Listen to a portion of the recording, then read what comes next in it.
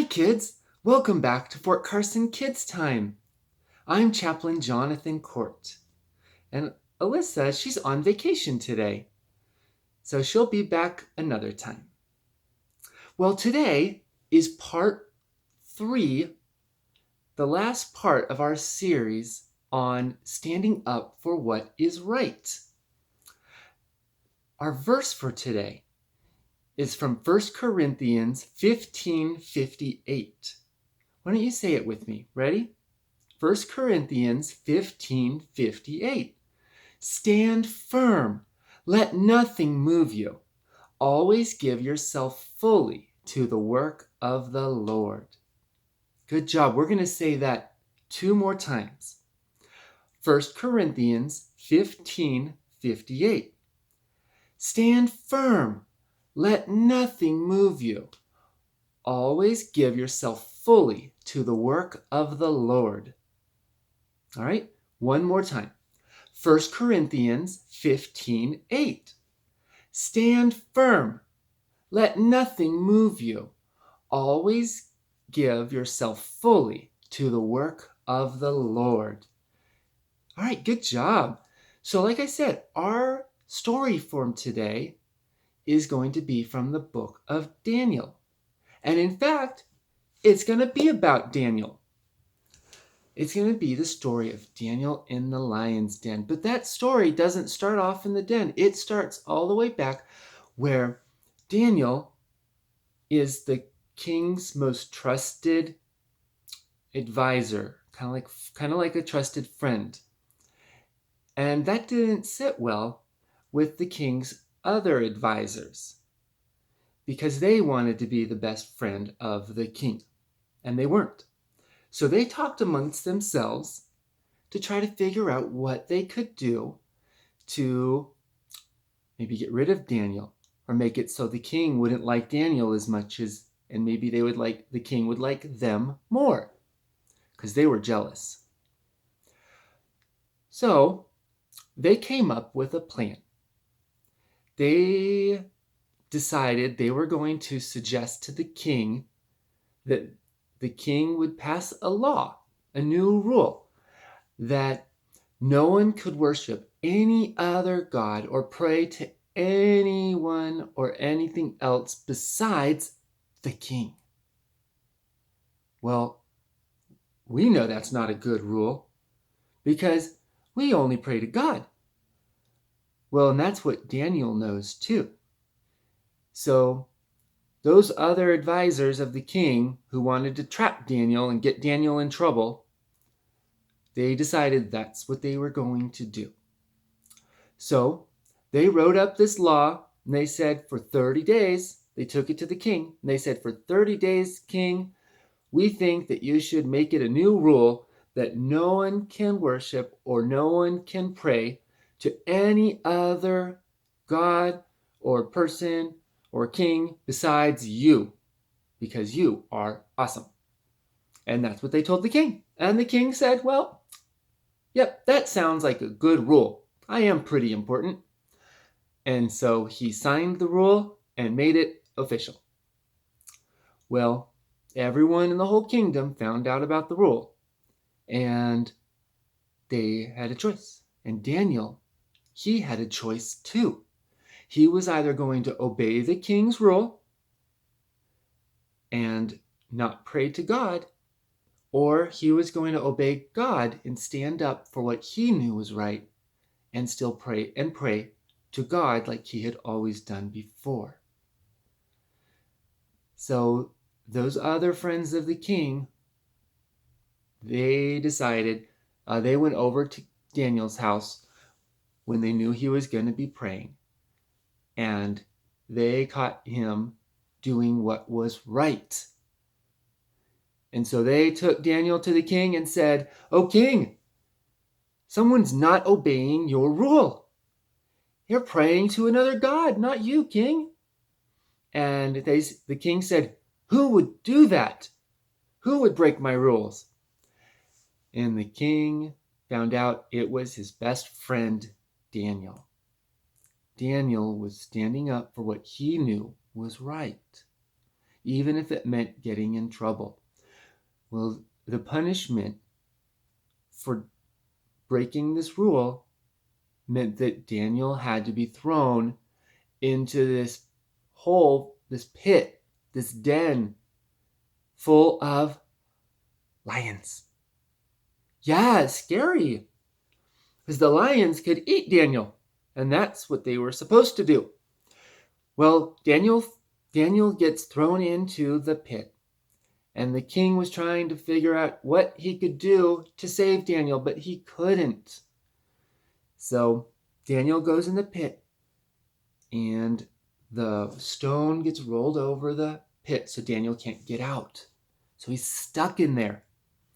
Well, what happens next is amazing because God sent the angel of the Lord, which we know as Jesus, down there to close the lions' mouths so the lions couldn't eat Daniel. Isn't that a miracle? Isn't that amazing? Yeah, so Daniel was in there all night, and there was an angel of the Lord protecting Daniel and saved him. So when the king woke up the next morning, well, actually, he didn't even sleep. He was so worried about Daniel.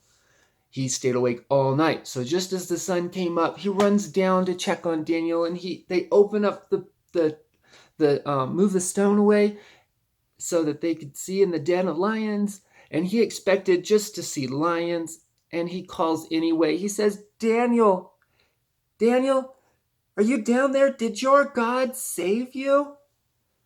And Daniel said, yes, King, my God did save me. Not even the lions could touch me or hurt me or eat me. God protected me. The true and living God protected me. So the king said, well, get Daniel out of there. And then he passed a new rule that said no one should pray to any other person or God except the one true and living God. So because Daniel stood up for what was right, then people were able to be told about the one true and living God. Yeah. Isn't that a great story? About someone named Daniel who stood up for what was right, even when it meant that he could be thrown into a den of lions. Whew.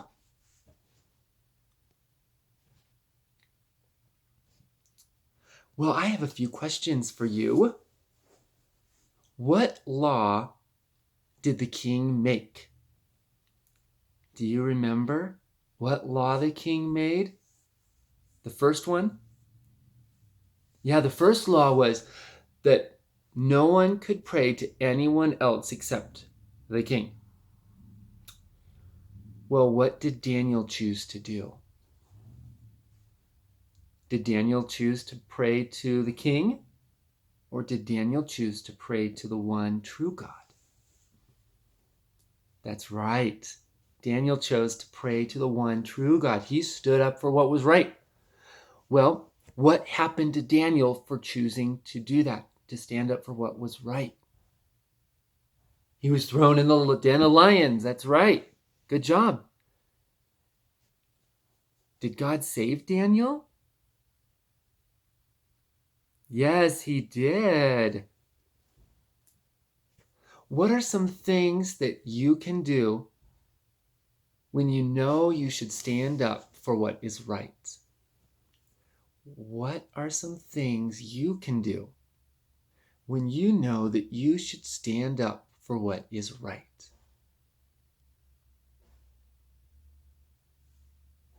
These could be different for any of you, but some good answers are you could pray to God. You could talk to a friend about joining you to stand up for what is right. Maybe you could talk with your parents, a sibling, or a trusted adult. Maybe you could write about it in a journal or something like that, or a diary. Well, another thing you could do is you could read the Bible about others who had to stand up for what was right. We've just talked about 3 examples just from the book of Daniel alone. Well, thinking about what you've learned, you could also think about what you've learned from your parents and at church.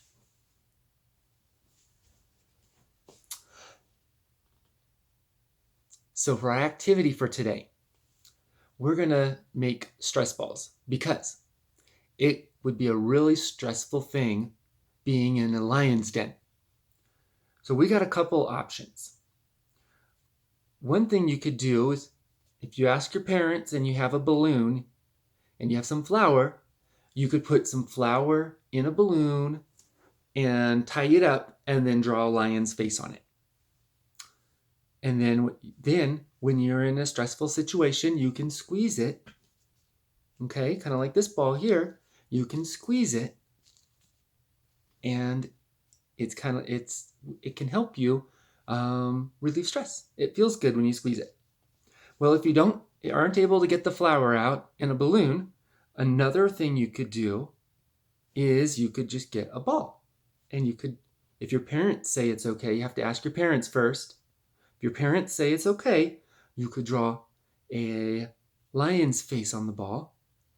And if it's a squishy ball, you can squeeze that as well.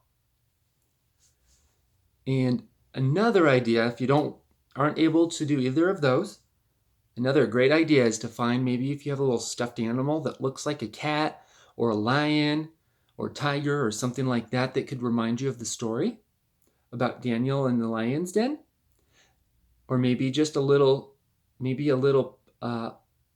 stuffed animal that would remind you of Daniel, and you can have that to be able to squeeze and squish and maybe pet, and it can remind you of the story of Daniel standing up for what is right. Well, thank you so much for joining me, kids. I had a great time with you during this session of Fort Carson Kids Time. All right, don't forget, stand up for what is right. We'll see you next time. Bye.